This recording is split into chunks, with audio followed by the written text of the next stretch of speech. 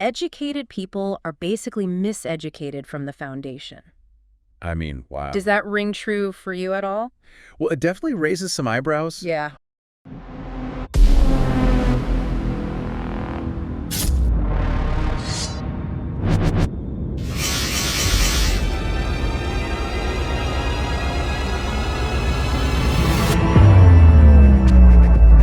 Welcome to Deep Dive Podcast, where false assumptions are kindly and utterly destroyed.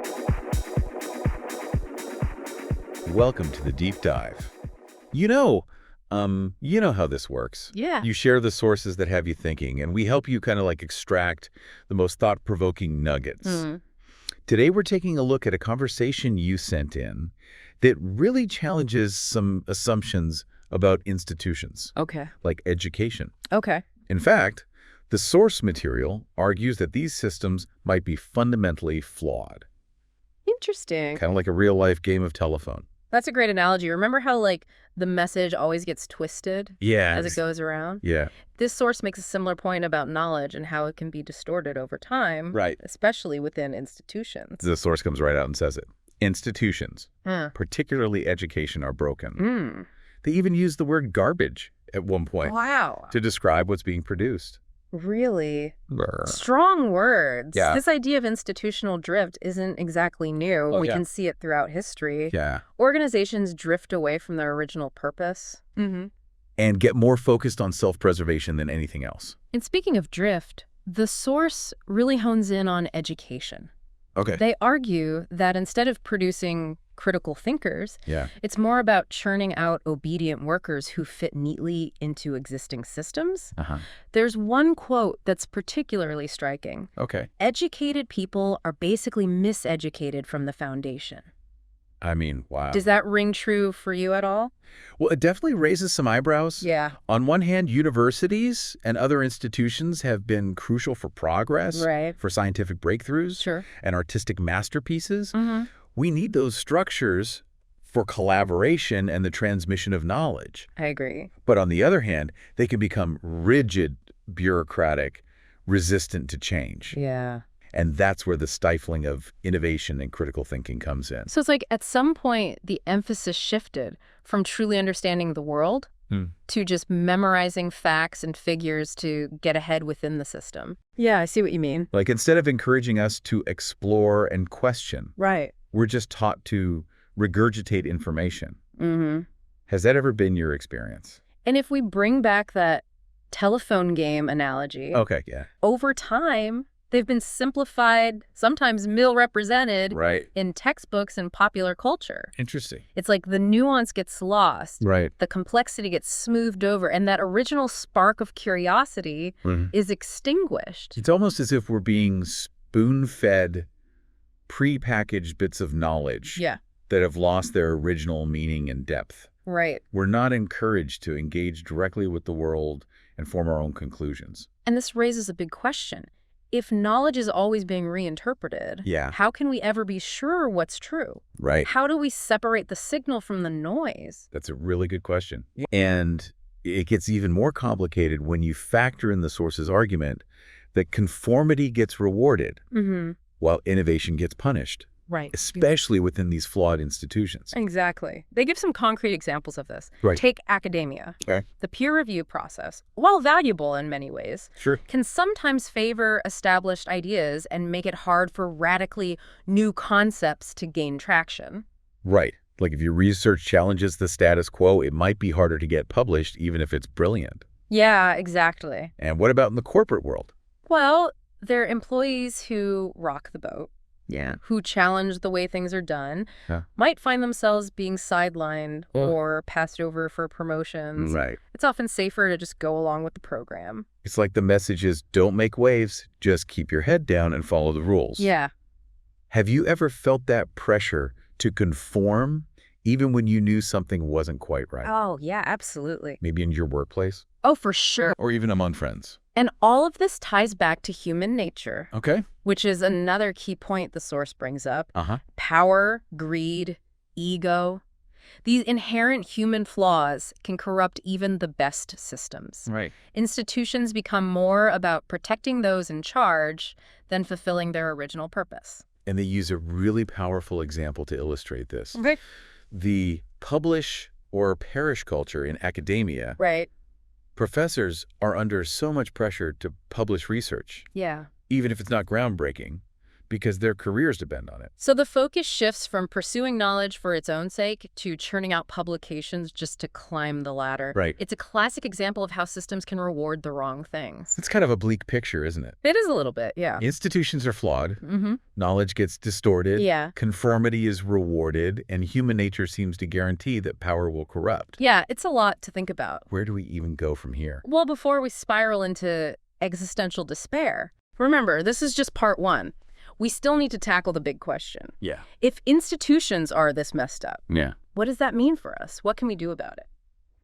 Stay tuned for part 2, where we'll explore some potential paths forward.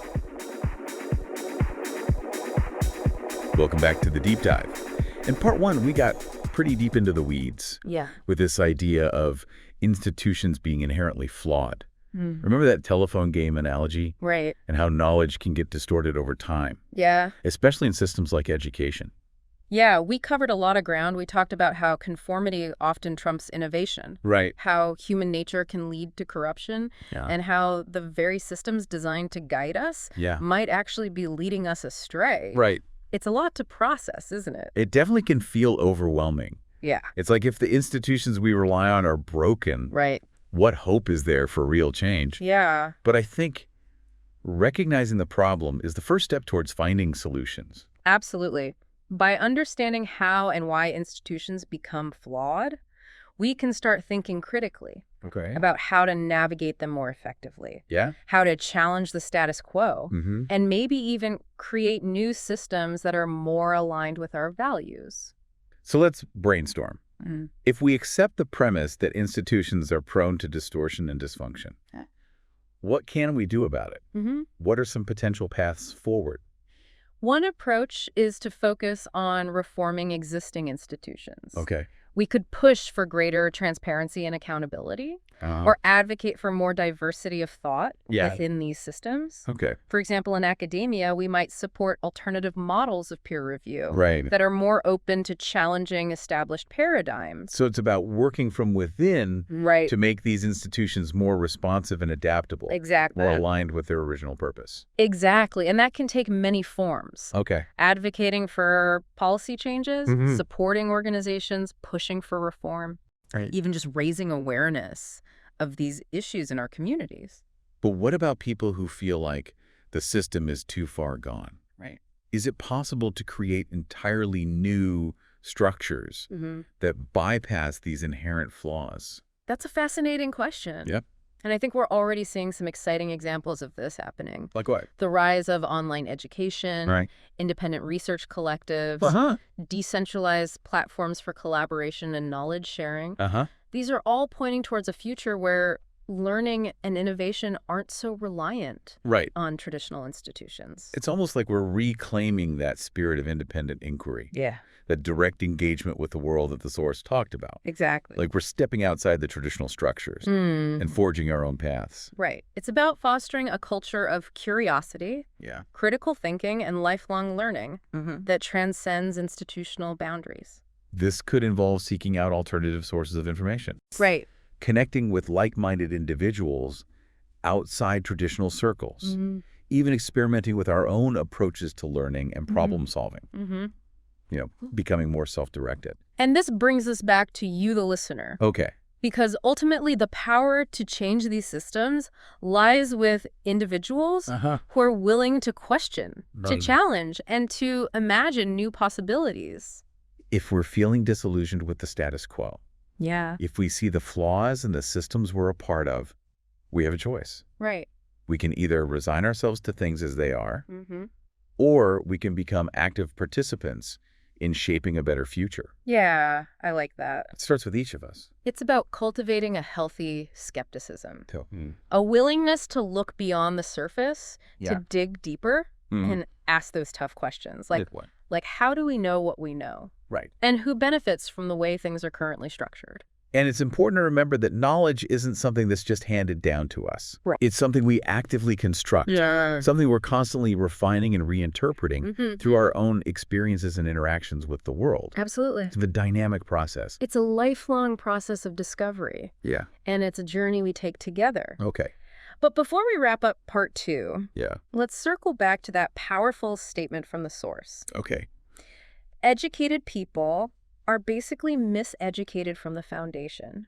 Yeah. If we accept that premise, it raises some profound questions about how we move forward. It's like we need to unlearn some of what we've been taught. Right? To deconstruct those ingrained assumptions and biases that have been baked into our education and worldview. Yeah. Which can be a really uncomfortable process. It can be. It's like questioning the very foundation of our understanding. Right. But it's also incredibly liberating. Okay. Because once we start to question those fundamental assumptions, Uh-huh. once we realize that knowledge is constantly evolving and that there's always more to learn, Yeah. it opens up a whole new world of possibilities. It allows us to approach learning with a sense of humility. Yeah.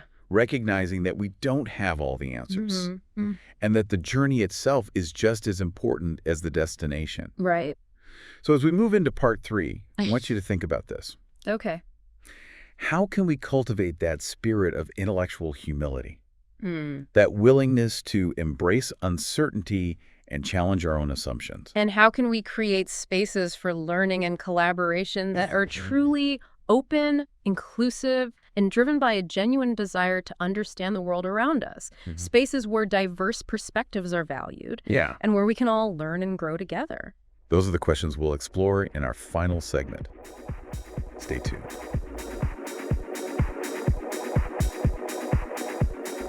Welcome back to The Deep Dive.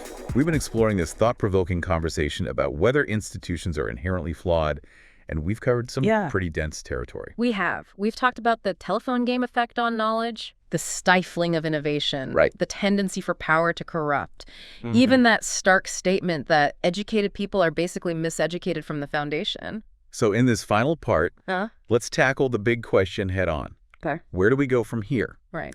If these systems meant to guide us are actually leading us astray, how do we even begin to navigate this world and seek truth? Yeah. It feels a bit like being lost in a maze, doesn't it? It can definitely feel that way. But the first thing to remember is you're not alone in this journey. Okay. There are plenty of others grappling with these same questions, seeking alternative paths to knowledge and understanding. It's about finding those kindred spirits, those fellow travelers who are willing to challenge assumptions and explore new ideas together. And you can find those connections in the most unexpected places. Yeah. Online forums, local meetups, book clubs, Yeah. even just chatting with friends or colleagues who are also curious about the world. It's about creating those spaces. Yeah. Where you can safely question, debate, and learn from each other. And a key ingredient in all of this is cultivating intellectual humility. Absolutely. It's about recognizing that none of us have all the answers or perspectives are limited, and we can learn something valuable from anyone, regardless of their background or credentials. It's about being open to being wrong, having your beliefs challenged, and to constantly refining your understanding based on new information and experiences. Which, let's face it, can be really uncomfortable. It definitely can be. It's much easier to stick with what you know, surround yourself with people who agree with you, and avoid those tough conversations. That might shake things up. Sure. But that kind of comfort zone can become a trap, leading to stagnation and an inability to adapt. So how do we break free from that trap? How do we cultivate that intellectual flexibility, that willingness to learn and grow even when it's challenging? It starts with curiosity. That inherent desire to understand, to explore, to make sense of the world. Curiosity is the fuel that drives you to seek out new information, to ask difficult questions, and to challenge your own assumptions. And curiosity can be nurtured. Absolutely. Make a conscious effort to expose yourself to different perspectives. Read widely. Travel, engage in conversations with people from different backgrounds. Remember, learning doesn't stop when you finish school. So true. It's a lifelong process. Exactly. And it doesn't have to be a solitary pursuit. Okay. You can find amazing support and inspiration from others on this path. Yeah. Whether it's teachers, mentors, friends, or just fellow seekers of truth. Even within those flawed institutions, there are individuals who are truly passionate about learning and making a positive impact. It's about finding those beacons of light that can guide you. So, as we wrap up this deep dive into the flawed nature of institutions, I want to leave you with this. That's okay. The world is complex and constantly evolving. There are no easy answers or guaranteed paths to truth. Right. But that's also what makes this journey so exciting. Absolutely. It's a constant process of discovery, Yeah. learning, unlearning, and growing. And it's a journey you don't have to take alone. That's right. So stay curious, stay engaged, and keep seeking out those connections that can help you navigate this complex and ever-changing world. Until next time, keep diving deep.